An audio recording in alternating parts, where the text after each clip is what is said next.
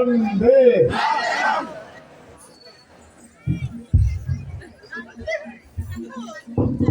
उत्तरम जत समुद्रस्य हिमाद्रेश्चैव दक्षिणम वर्षं तत् भारत नाम भारती तत्र संपत्ति।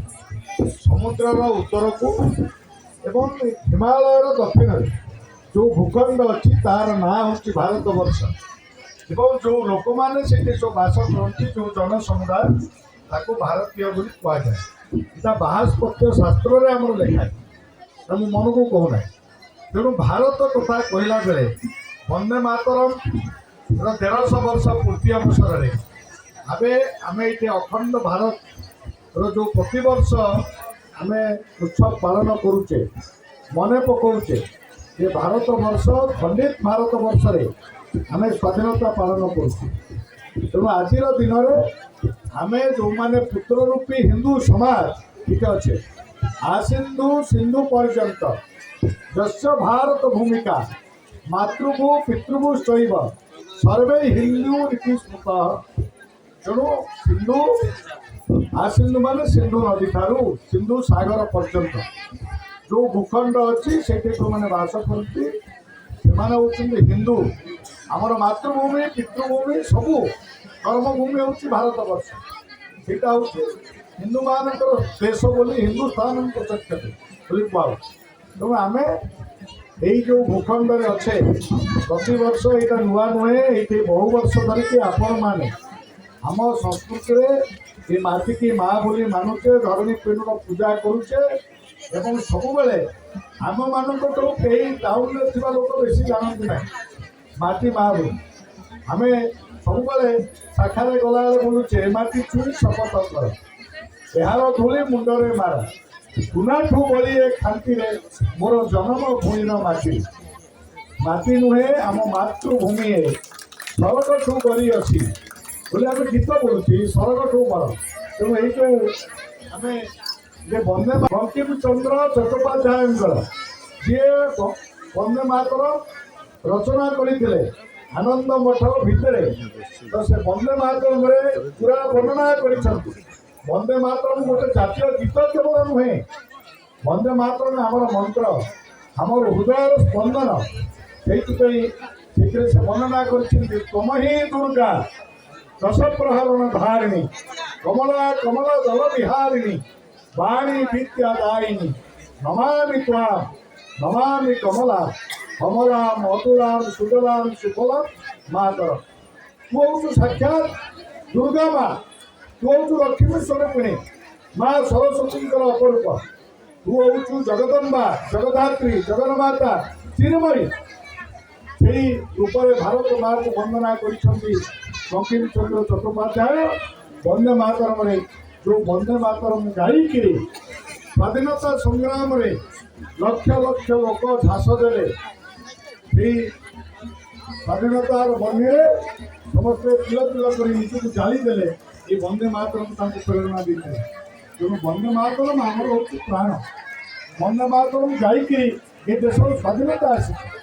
तेणु वंदे मातरम ये अखंड भारत पाई पुणी प्रेरणार स्रोत हो आम समस्ते से जो बंकिम चंद्र जी पूर्ण वंदे मातरम जे बोल से देश रक्त हो तुम्हें विद्या तुम्हें धर्म तुम्हें हृदय तुम्हें मर्म तुम ही प्राण शरीर बाहुते तुम्हें माँ शक्ति हृदय तुम्हें माँ भक्ति तुम्हार ये प्रतिमा गढ़ी मंदिर मंदिर मातरम वंदे मातरम तू हूँ मोर बाहुरे शक्ति भारत माता तू हूँ मोर शक्ति मो बाहुरे जो शक्ति अच्छी तू दे मोर हृदय जो प्राण तू देचु तू हूँ विद्या तू हूँ धर्म हृदय भितर तू हूँ मर्मस्थल ये कथा वर्णना कर। तेणु भारत मातार आम सब सन्तान भारत मातार आम सन्तान चिर जागरूक वीर महान आम रखीजु ए धरा तले ए देश गौरव गौरव भारत मातार आम सन्तान। तेणु ये माटी आम सबू पाइचे आम जो बड़ हो दीपद कथा आपण आगे आसिक मुझे सांसद हो माटी कारण रही माटी सब आमको ये माटी जब फसल फल न था खावा दे न था ମୋ ପ୍ରାଣ ବି ରହିନଥାନ୍ତା, ମୁଁ ଘାସ ଦେଉଥାନ୍ତି। ତେଣୁ ଯେଉଁ ମାଟି ଆମକୁ ମା, ଏ ଭାରତ ମା ଆମକୁ ସବୁ ଦେଇଛି, ସେଇ ମା ପାଇଁ ଆମେ ସମସ୍ତେ କିଭଳି ଭାବରେ ଦେଶାତ୍ମକ ଭାବନାରେ ସମସ୍ତେ ବ୍ରତୀ ହେବା, ଦେଶକୁ ଭଲ ପାଇବା, ରାଷ୍ଟ୍ରୀୟତା ଭାବନାରେ ସମସ୍ତେ ଏକାଠି ହେଇକରି ଭାରତ ମାର ବନ୍ଦନା କରିବା। ସେଇଥିପାଇଁ ଭାରତ ମାତା ପୂଜନ ଉତ୍ସବ ପ୍ରତିବର୍ଷ ଏଇଠି ଆମେ କରୁଛେ, এটা ନୂଆ ନୁହେଁ। ପ୍ରତିବର୍ଷ 25 ତାରିଖରେ, ଜାନୁଆରୀ 25 ତାରିଖରୁ ଆପଣ କରୁଛନ୍ତି, ଆମେ ଏଠି କରୁଛେ। ଆମେ ସମସ୍ତେ ତା ସହିତ ଯୋଡ଼ି ହେଇକି ଅଛେ। ତେଣୁ ଭାରତ ମାତା ପୂଜନ ଉତ୍ସବ ଯେଉଁ ଆମେ କରୁଛେ କାର୍ଯ୍ୟକ୍ରମ, ତା ସହିତ ଏଇଟା ବନ୍ଦେ ମାତରମର 150 ପୂର୍ତ୍ତି ହେଇଥିବା କାରଣ 150 ବର୍ଷ ତଳେ, ନାଇଁ 150 ବର୍ଷ ତଳେ ଏ ବନ୍ଦେ ମାତରମର ରଚନା କରିଥିଲେ ବଙ୍କିମଚନ୍ଦ୍ର ଚଟ୍ଟୋପାଧ୍ୟାୟ। ତେଣୁ ତାକୁ ଆମେ 150 ବର୍ଷ ପୂର୍ତ୍ତିର ଉତ୍ସବ ତା ସହିତ ଯୋଡ଼ିଛେ, ଯେଉଁଟା 14 ବର୍ଷ ଧରିକିରି ଆମେ ଭାରତ ମାତା ପୂଜନ ଉତ୍ସବ କରୁଥିଲେ। ଆଜି ସେଇଟାକୁ ଆମେ ପାଳନ କରୁଛେ।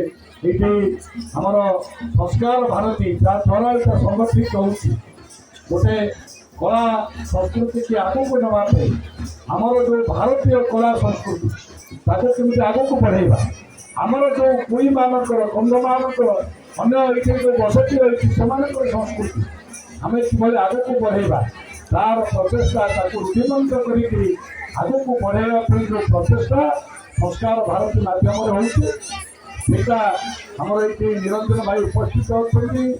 ଅଖିଳ ଭାରତୀୟ ଲୋକକଳା ପ୍ରମୁଖ ହିସାବରେ, ସଂଯୋଜକ ହିସାବରେ ଏ କାମକୁ ଆଗକୁ ବଢ଼ାଉଛନ୍ତି ବିଭିନ୍ନ ପ୍ରାନ୍ତରେ। ତାଙ୍କର କେନ୍ଦ୍ର ଭୋପାଳ, କିନ୍ତୁ ଆପଣଙ୍କ ପାଖରେ ଆସିକି ସେ 10 ଦିନ ହେଲା ଏଠି ଅଛନ୍ତି। ଏ କାର୍ଯ୍ୟକ୍ରମ କିଭଳି ଆମ ଚିନ୍ତା କରୁଛନ୍ତି ଆମମାନଙ୍କ ସହିତ ମିଶିକି। ଆମର ସଭାପତି ଶାନ୍ତନୁ ବାବୁ ଅଛନ୍ତି, ଶାନ୍ତନୁ ରଥ ସେ ଡାଇରେକ୍ଟର ଥିଲେ ଦୂରଦର୍ଶନରେ, ଏବଂ ଆଜି ଏଇ ଆମର ସଂସ୍କାର ଭାରତୀୟ ସଭାପତି ହିସାବରେ କାମ କରୁଛନ୍ତି। ଏଇଠି ଅଛନ୍ତି, ଏ ବୟସରେ ବି ଆମ ସହିତ ଯୋଡ଼ି ହେଇକି ଅଛନ୍ତି। ଆମ ସହିତ ପଣ୍ଡିତ ଭାଇ ଅଛନ୍ତି, ଆମର ସଭାପତି ଜଗନ୍ନାଥ ସାହୁ ଅଛନ୍ତି, ଆମର ପୂର୍ବତନ ସଭାପତି ବିଜେପିର। ଆଉ ତାଙ୍କ ସହିତ PIPରେ ଆପଣଙ୍କୁ ଦୁଇ ପଦ କଥା କହିଲେ, ଆମର ବିଡ଼ିଓ ମହାଶୟ ଏବଂ ତହସିଲଦାର ମହାଶୟ ମଧ୍ୟ ଦାରିଙ୍ଗବାଡ଼ିରେ ଅଛନ୍ତି ଆମମାନଙ୍କ ସାଥିରେ। ଆମର ଐତିହ୍ୟ, ସଂସ୍କୃତି, ପରମ୍ପରା, କଳା, ଭାସ୍କର୍ଯ୍ୟ ଆକୁ ଆଗକୁ ନେବା ପାଇଁ ସେ କଥା ମାନନୀୟ ମୋଦିଜୀ କହୁଛନ୍ତି, ବିରାସତ ଭି ବିକାଶ ଭି। ତେଣୁ ଆମର ଏସବୁକୁ ଯେଉଁ ଇତିହାସ ରହିଛି ତାକୁ ଆଗକୁ ନେଇକରି ଆମେ କିଭଳି ବିକାଶ କରିପାରିବା, ଆମ ଅଞ୍ଚଳର କିଭଳି ହଳଦୀକି ଆମେ ମାର୍କେଟିଂ କରାଇ ପାରିବା, କିଭଳି ଭାବରେ ଏ ଅଞ୍ଚଳର ହଳଦୀ ବିଶ୍ୱରେ ପ୍ରସିଦ୍ଧ ହେବ, ବଜାର ତିଆରି କରିବା। ଏ ଅଞ୍ଚଳର ଷ୍ଟ୍ରବେରୀ ହେଲାଣି, ଏ ଅଞ୍ଚଳର ବିଭିନ୍ନ ଫସଲ ହେଲାଣି। ଆମ ହାତରେ ଆମେ ଯେଉଁଟା ତିଆରି କରୁଛେ, ଆମେ ଯଦି ତାକୁ ଠିକ୍ରେ ବ୍ରାଣ୍ଡିଂ କରାଇକିରି ଏବଂ ଠିକ୍ରେ ପ୍ରୋସେସିଂ, ପ୍ୟାକେଜିଂ କରାଇକିରି ତାର ମୂଲ୍ୟ ଆମର ଏ ଚାଷୀ ଭାଇମାନେ ପାଇପାରିବେ।